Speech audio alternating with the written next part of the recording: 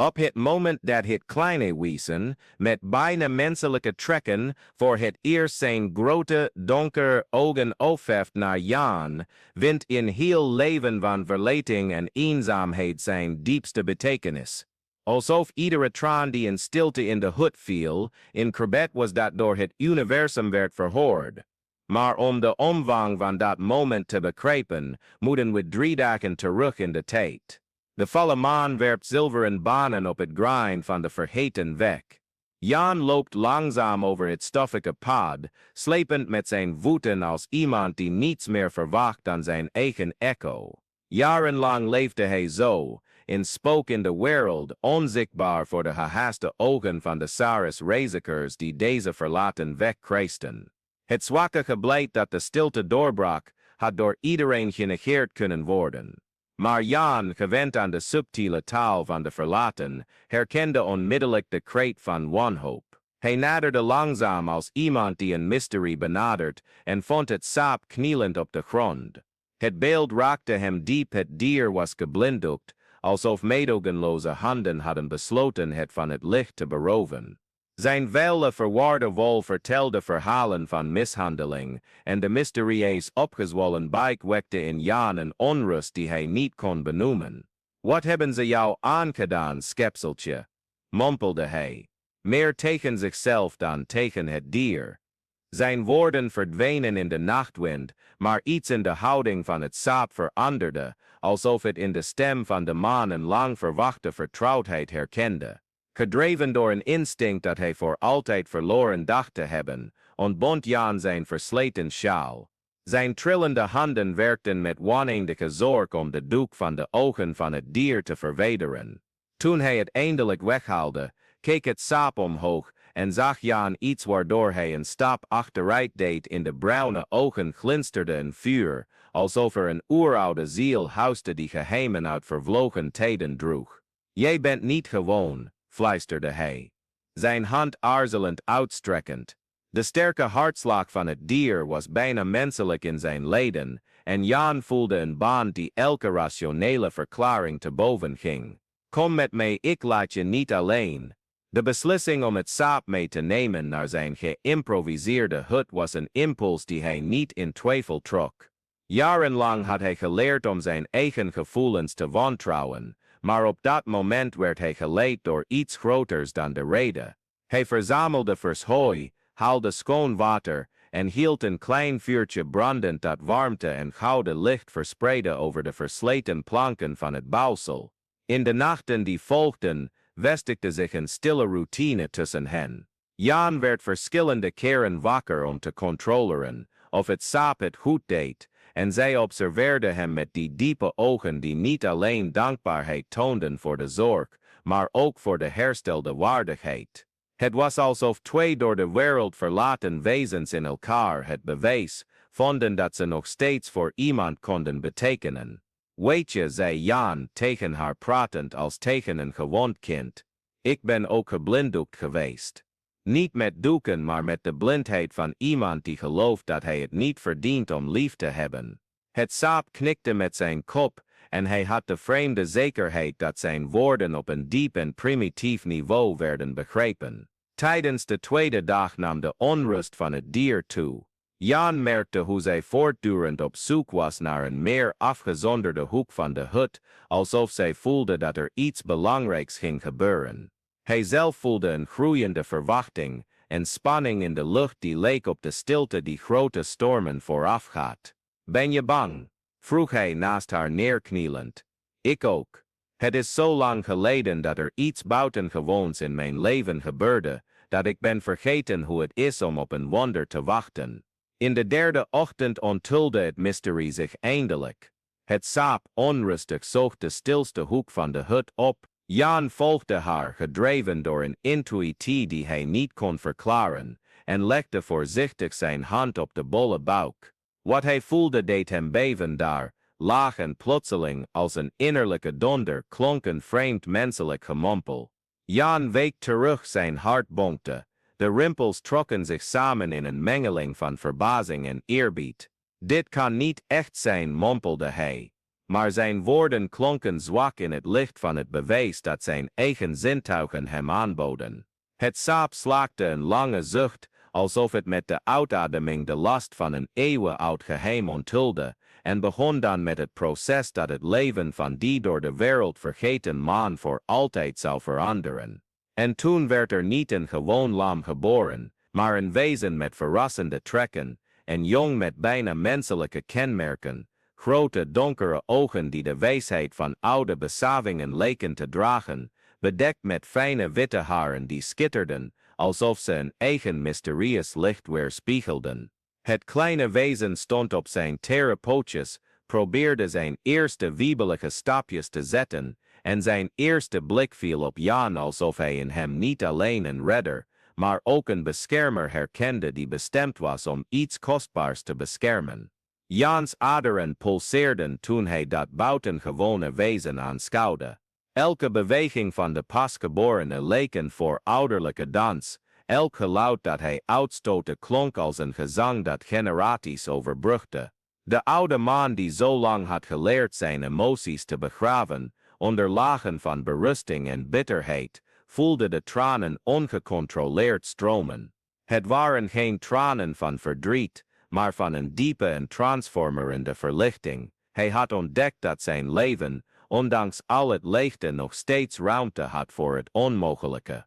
Je bent gekomen om me iets te leren, toch? Fluisterde hij, zijn trillende vingers naar het kleine wezen uitstrekkend. Misschien wel de belangrijkste les die ik ooit moest leren. Pas de dagen daarna verspreidde het nieuws zich als een lopend vuurtje door de omgeving. Een eenzame man had een verblind schaap opgevangen en was getuige geweest van de geboorte van een schepsel dat alle bekende wetten van de natuur tartte.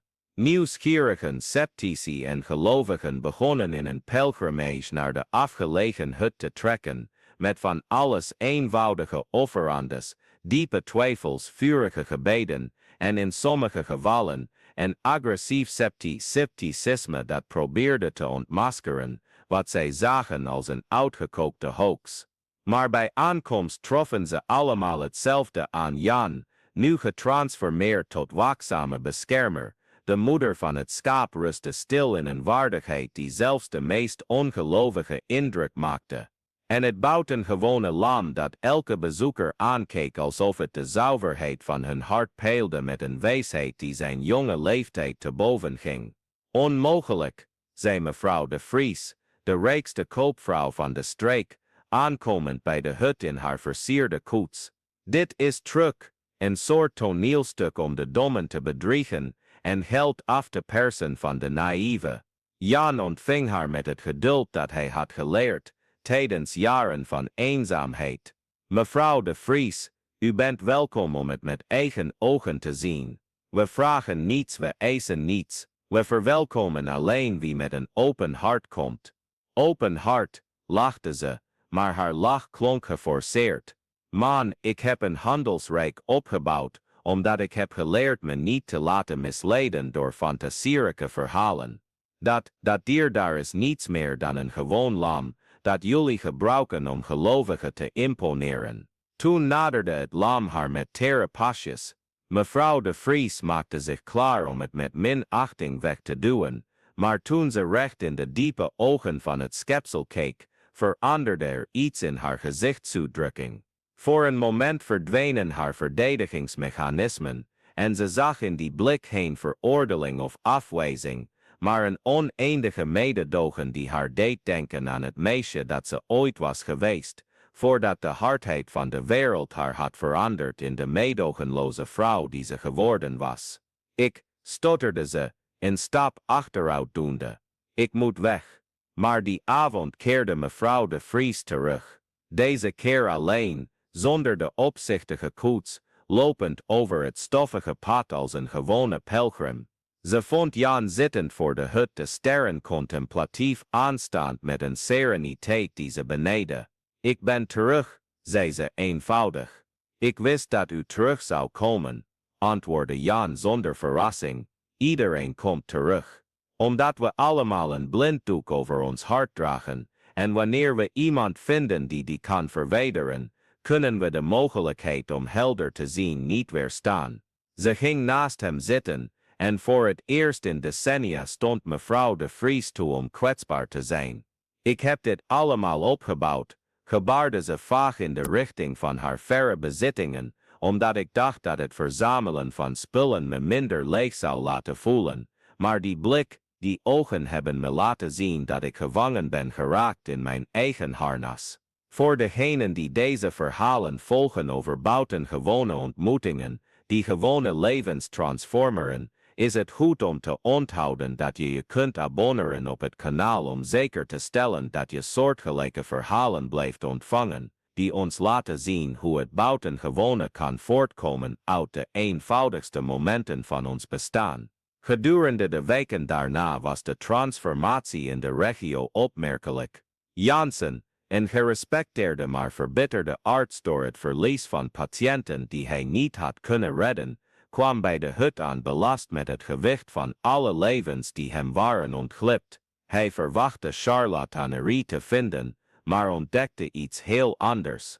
Dokter, zei Jan toen hij zich voorstelde, u draagt een last op uw schouders die u niet toebehoort. De verantwoordelijkheid om iedereen te redden is van God, niet van u. Hoe kunt u dat zeggen? Barstte Dr. Jansen uit.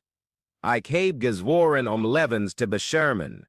Elke persoon die ik heb verloren is mijn falen.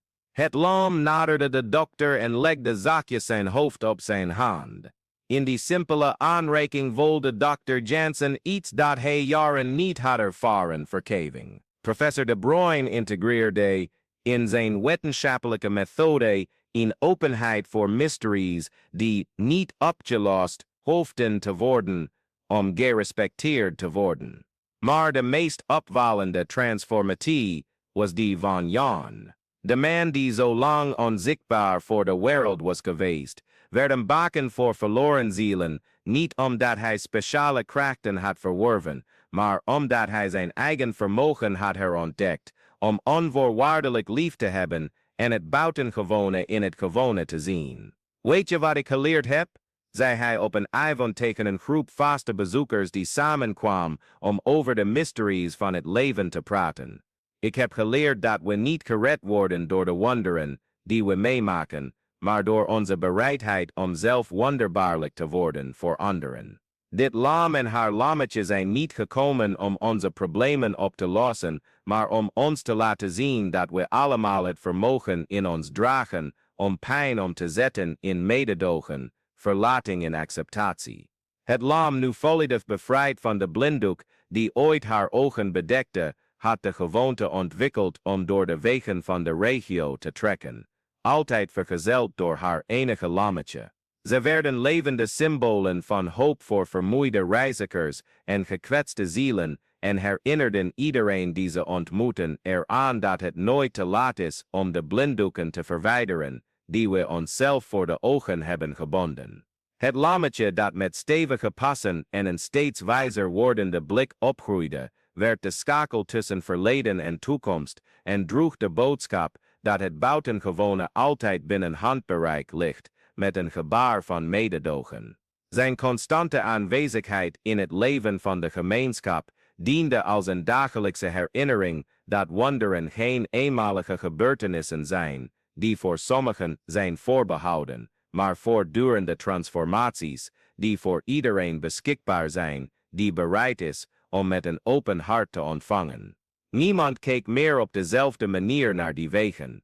Elke bocht bracht de verwachting van een nieuwe transformerende ontmoeting, en elke passerende reiziger voelde zich uitgenodigd om zijn eigen innerlijke blinddoeken af te werpen, om in zichzelf die vonk te ontdekken die leven kan genereren in de meest dorre woestijnen van de ziel. Jaren gingen voorbij en het verhaal van de oude verlaten die een geblinddoekt lam opnam, werd een legende in de regio. Maar voor degenen die de ervaring van dichtbij hadden meegemaakt, was het geen legende of mette. Het was het levende bewijs dat zelfs onder de meest onwaarschijnlijke omstandigheden de liefde de kracht heeft om verlating om te zetten in doel, eenzaamheid in verbondenheid en het gewone in het buitengewone. Jan werd oud omringd niet door de eenzaamheid die het grootste deel van zijn leven had gekenmerkt, maar door de constante gezelschap van mensen die hadden geleerd om door hun eigen getransformeerde ogen te kijken. De hut die ooit slechts een vergeten man had gehuisvest, werd een thuis waar gekwetste harten genezing vonden, waar verloren zielen richting ontdekten en waar het onmogelijke alledaags werd door de simpele praktijk van onvoorwaardelijke liefde. En zo gaf de oude verlaten dat geblinddoekte lam niet alleen een fysiek onderdak, maar een plaats in het hart van een wereld die dorstte naar oprechte tederheid. Wat zij in haar buik droeg, het embryo van een nieuwe dageraad van menselijk mededogen, leerde iedereen dat, zelfs op de meest dorre en ogenschijnlijk hopeloze wegen, wie met ware en vernieuwende liefde ontvangt, altijd het onverwachte kan verwachten, het dagelijkse wonder van wedergeboorte, in elk wezen dat onze weg kruist, met onzichtbare blinddoeken, wachtend op iemand met voldoende moed, om ze met vriendelijkheid te verwijderen, en wonden om te zetten in wijsheid, verlating in acceptatie, en wanhoop in vernieuwde hoop. Professor De Bruyne integreerde in zijn wetenschappelijke methode in openheid voor mysteries die niet opgelost hoefden te worden om gerespecteerd te worden. Maar de meest opvallende transformatie was die van Jan. De man die zo lang onzichtbaar voor de wereld was geweest, werd een baken voor verloren zielen, niet omdat hij speciale krachten had verworven, maar omdat hij zijn eigen vermogen had herontdekt, om onvoorwaardelijk lief te hebben en het buitengewone in het gewone te zien. Weet je wat ik geleerd heb? Zei hij op een avond tegen een groep vaste bezoekers die samenkwam om over de mysteries van het leven te praten. Ik heb geleerd dat we niet gered worden door de wonderen die we meemaken, maar door onze bereidheid om zelf wonderbaarlijk te worden voor anderen. Dit lam en haar lammetje zijn niet gekomen om onze problemen op te lossen, maar om ons te laten zien dat we allemaal het vermogen in ons dragen om pijn om te zetten in mededogen, verlating in acceptatie. Het lam, nu volledig bevrijd van de blinddoek die ooit haar ogen bedekte, had de gewoonte ontwikkeld om door de wegen van de regio te trekken, altijd vergezeld door haar enige lammetje. Ze werden levende symbolen van hoop voor vermoeide reizigers en gekwetste zielen en herinnerden iedereen die ze ontmoeten eraan dat het nooit te laat is om de blinddoeken te verwijderen, die we onszelf voor de ogen hebben gebonden. Het lammetje dat met stevige passen en een steeds wijzer wordende blik opgroeide, werd de schakel tussen verleden en toekomst en droeg de boodschap dat het buitengewone altijd binnen handbereik ligt, met een gebaar van mededogen. Zijn constante aanwezigheid in het leven van de gemeenschap diende als een dagelijkse herinnering dat wonderen geen eenmalige gebeurtenissen zijn, die voor sommigen zijn voorbehouden, maar voortdurende transformaties, die voor iedereen beschikbaar zijn, die bereid is om met een open hart te ontvangen. Niemand keek meer op dezelfde manier naar die wegen. Elke bocht bracht de verwachting van een nieuwe transformerende ontmoeting, en elke passerende reiziger voelde zich uitgenodigd om zijn eigen innerlijke blinddoeken af te werpen, om in zichzelf die vonk te ontdekken die leven kan generen in de meest dorre woestijnen van de ziel. Jaren gingen voorbij en het verhaal van de oude verlaten die een geblinddoekt lam opnam, werd een legende in de regio. Maar voor degenen die de ervaring van dichtbij hadden meegemaakt, was het geen legende of mette. Het was het levende bewijs dat zelfs onder de meest onwaarschijnlijke omstandigheden de liefde de kracht heeft om verlating om te zetten in doel, eenzaamheid in verbondenheid en het gewone in het buitengewone.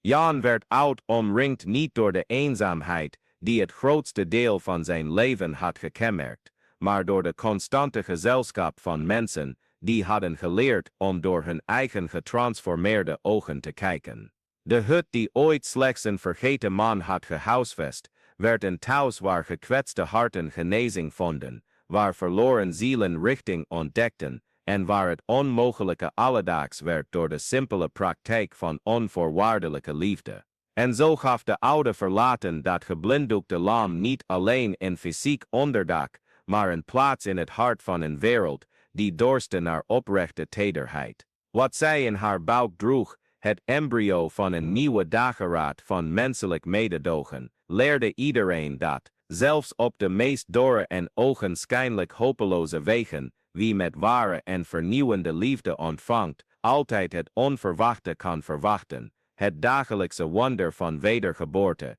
in elk wezen dat onze weg kruist, met onzichtbare blinddoeken, wachtend op iemand met voldoende moed, om ze met vriendelijkheid te verwijderen, en wonden om te zetten in wijsheid, verlating in acceptatie, en wanhoop in vernieuwde hoop.